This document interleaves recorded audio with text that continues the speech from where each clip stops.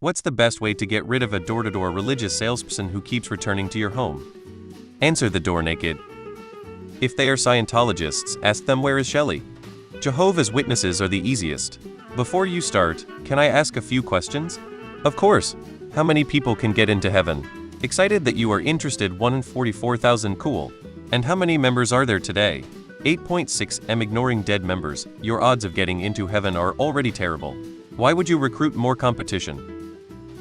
Pride Flag did this and they stopped.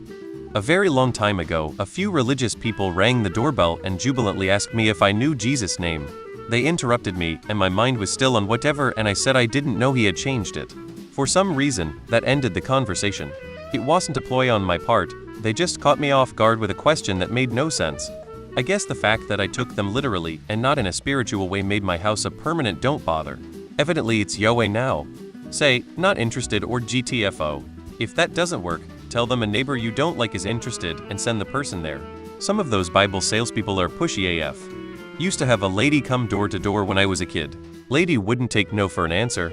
Even stuck her foot in the door so no one could close it. Wild shit. Ask them to join you in a gay orgy. Steer the conversation towards abortion. When they insist God is pro-life, have then read the passages about smashing babies' heads. Don't answer the door. They want the interaction. I knew a kid that put on his brother's graduation gown, grabbed his cat and a knife, and asked the guy if he was here for the sacrifice. Guy booked it. Most of these people can be convinced to do minor yard work for free. Well, I already have some missionaries chained up in the basement, but I guess there's room for one more. Can you wait here for 1 second? Have you heard the good news? Yes, I have. Thank you very much. Then close the door. Had one show up at my apartment complex once. If you really want to piss off a Mormon, ask if they've seen the musical The Book of Mormon. They hate it. In the mid-90s, black metal band Cradle of Filth released a t-shirt featuring a nun masturbating with a crucifix, with the words "Jesus is a cunt" on it.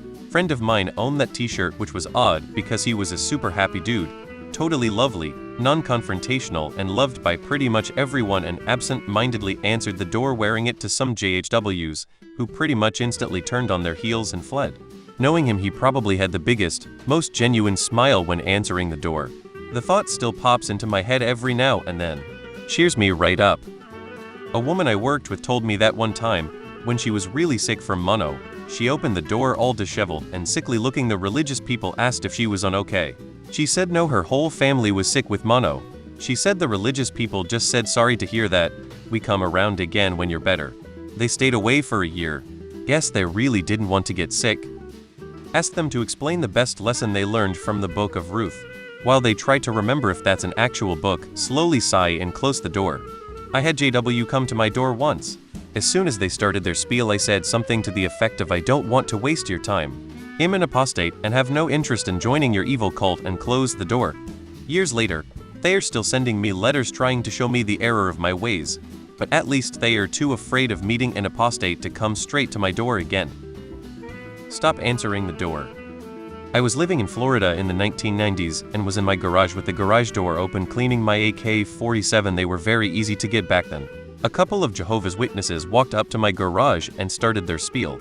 I continued to clean my gun, and when I put the bolt in and racked it, they excused themselves. I never saw them again.